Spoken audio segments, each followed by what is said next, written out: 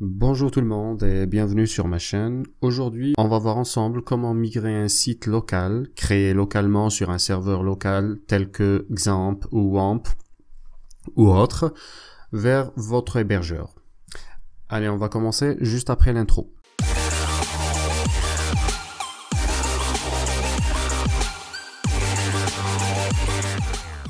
Alors, ce qu'il faut savoir au début, c'est qu'il faut réserver un espace d'hébergement et un nom de domaine. Moi, pour cette vidéo, j'ai réservé un nom de domaine, monstore.xyz, et j'ai créé aussi un hébergement, bien sûr, et j'ai créé aussi un site qu'on va utiliser pour le tuto d'aujourd'hui. Alors, quand vous voyez, c'est un site e-commerce que j'ai créé. Bon, il est vierge, je n'ai rien personnalisé.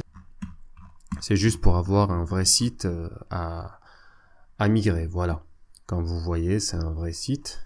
Voilà, on peut cliquer sur n'importe quel article. Voilà, la page des détails de l'article, etc. Pour acheter l'article, c'est un site e-commerce et tout. Allez, on retourne à la page d'accueil. Très bien.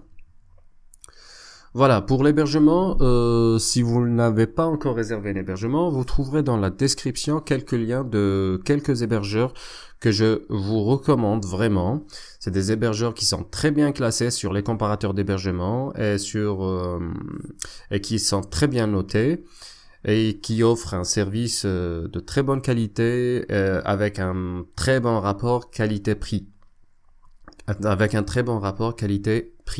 Donc, vous trouverez quelques liens dans la description. C'est des liens d'affiliation pour être complètement transparent avec vous. Si vous voulez aider la chaîne, vous pouvez réserver votre hébergement via ces liens si vous ne l'avez pas encore fait. Alors, on passe au vif du sujet. Donc, pour migrer ce site que j'ai créé à l'aide du serveur local WAMP, j'espère que j'ai déjà démarré WAMP. Voilà, comme vous voyez, il est vert, tous les services sont actifs. Donc, je vais commencer la migration de ce site. La première étape, c'est d'exporter la base de données. Alors, on va se rendre sur localhost.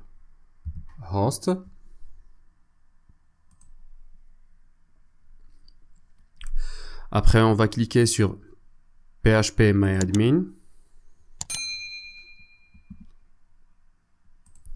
On va taper le nom d'utilisateur par défaut, root. On va laisser le mot de passe vide. Exécuter.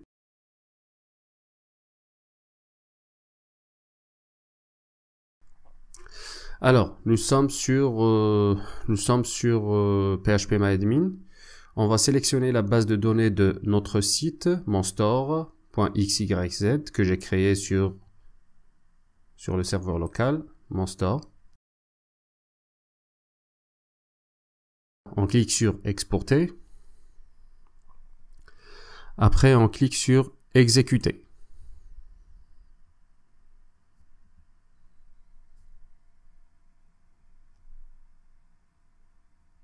On va attendre un petit moment, le temps de... Voilà, quand vous voyez la page, plutôt la base de données a été téléchargée. Voilà. Affiché dans le dossier.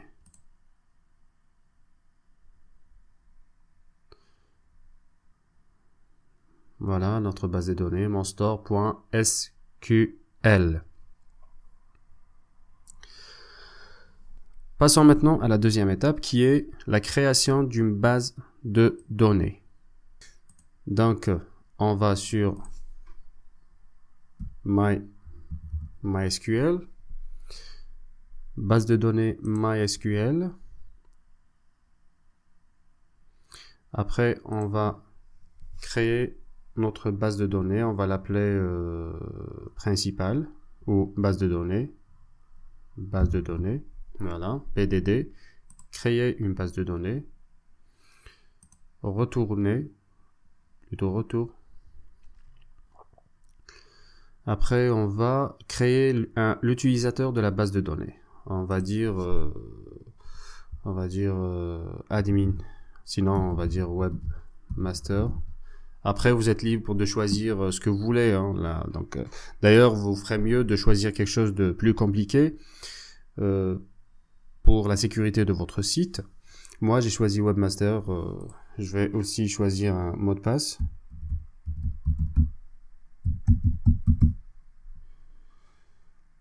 Voilà. On va confirmer le mot de passe encore une fois.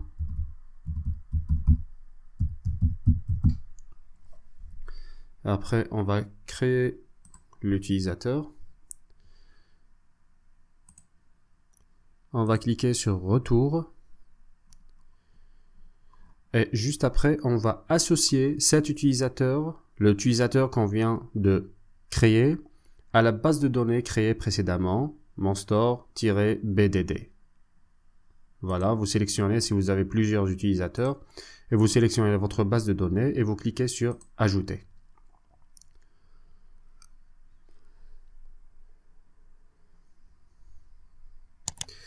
Alors, vous cochez la case tous les privilèges, comme ça.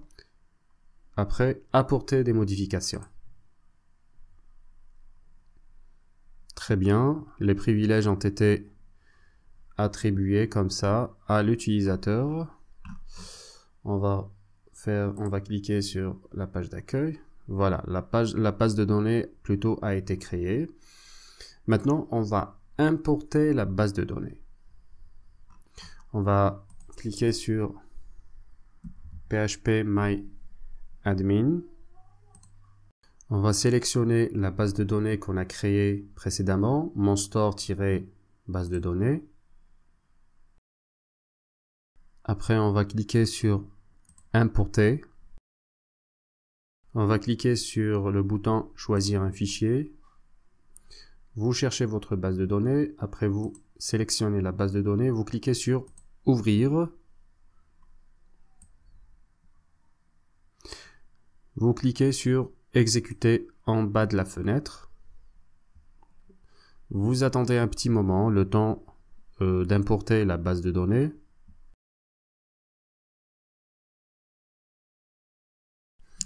Voilà, l'importation a réussi, 181 requêtes exécutées. Voilà les tables, vous voyez les tables de notre base de données. Alors, l'étape suivante, c'est de transférer les fichiers de notre site au serveur ou à l'espace disque de notre hébergeur. Moi, j'utilise FileZilla, donc si vous voulez utiliser FileZilla, il est téléchargeable. Je vous laisse le lien dans la description pour le télécharger. Donc, installez FileZilla. Après, rendez-vous sur le dossier WAMP64 si vous utilisez le WAMP Server. Après, dans le dossier 3W Monstore, vous trouverez les fichiers de votre site. Alors, vous vous connectez sur votre serveur FTP. Vous trouverez les coordonnées les codes d'accès FTP dans votre cPanel ou dans le message de bienvenue de votre hébergeur. Donc, une fois à l'intérieur, cherchez le dossier public HTML, double-cliquez dessus. Une fois à l'intérieur, sélectionnez tous les fichiers qui se trouvent sur votre serveur local, les fichiers de votre site, et transférez tout vers le serveur en ligne, vers votre serveur. Il va vous demander si vous voulez remplacer ou écraser certains fichiers.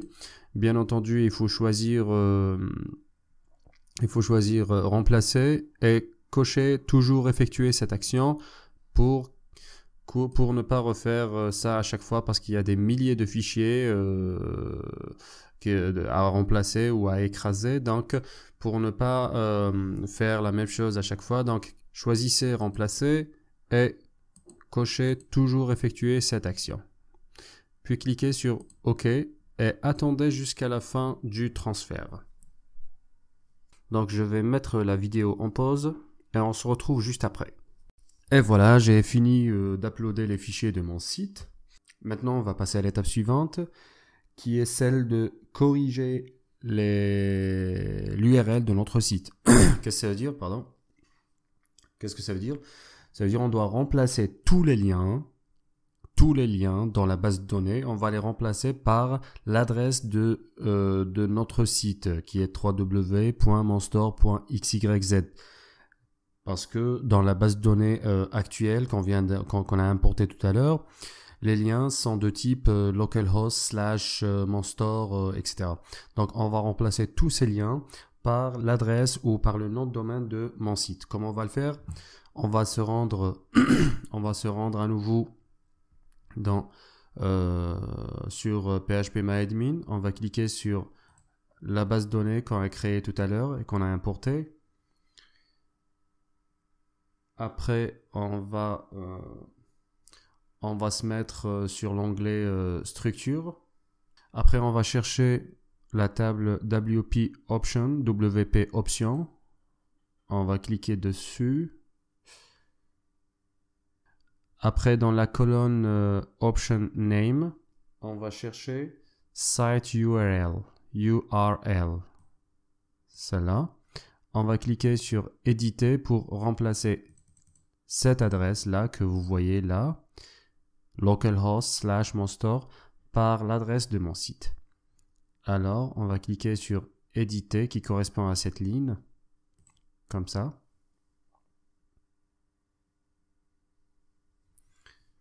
Et on va remplacer cette adresse par, faut pas oublier le S parce que le certificat SSL, je l'ai déjà activé, www.monstore.xyz. On descend et on clique sur exécuter. On va faire de même avec Home. On va remplacer cette adresse par l'adresse de mon site comme on vient de faire avec Site URL. On va cliquer sur Éditer.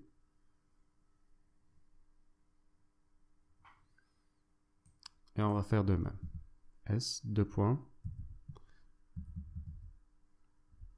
monstore.xyz. Et on enregistre, exécuter. Voilà, c'est fait. Donc maintenant, qu'est-ce qu'on va faire? On va configurer le fichier wp-config. C'est un fichier dans lequel on met les coordonnées de la base de données, ça veut dire le nom de la base de données, le nom d'utilisateur et le mot de passe, etc. Comment on va le faire? Vous avez deux possibilités. Soit vous le faites via le client de messagerie qu'on a utilisé, le client FTP qu'on a utilisé tout à l'heure, le FileZilla. Vous uploadez, ou plutôt vous modifiez votre fichier directement sur votre ordinateur wp-config.php. Après, vous l'uploadez pour écraser le fichier que vous avez uploadé sur le serveur. Sinon, vous pouvez vous rendre, on va faire ça, c'est plus simple. Dans votre cPanel, vous cherchez, c'est en français, oui c'est en français, voilà, fichier, gestionnaire de fichiers. Après, sur la fenêtre qui s'ouvre, double-cliquez sur Public HTML. Après, vous cherchez wp-config.php, sélectionnez-le, un clic droit, Edit. Vous cliquez sur Edit, encore une fois sur Edit. Vous cherchez, voilà. Vous regardez, réglage MySQL, nom de la base de données. Là, on va entrer le nom de la base de données, le nom d'utilisateur, le mot de passe. C'est tout. Alors, on va chercher le nom de la base de données sur cPanel, base de données MySQL. Alors, le nom de la base de données, c'est Monstore BDD. On va le coller ici. Là, DB name. On va le coller. Après, on cherche le nom d'utilisateur. J'ai mis monstore. CTRL-C. On va effacer root. Et on colle... Non. Alors, voilà. Qu'est-ce qui se passe? Voilà. Voilà le nom d'utilisateur. Et après, on met le mot de passe. Mot de passe. Après, vous cliquez sur enregistrer les modifications.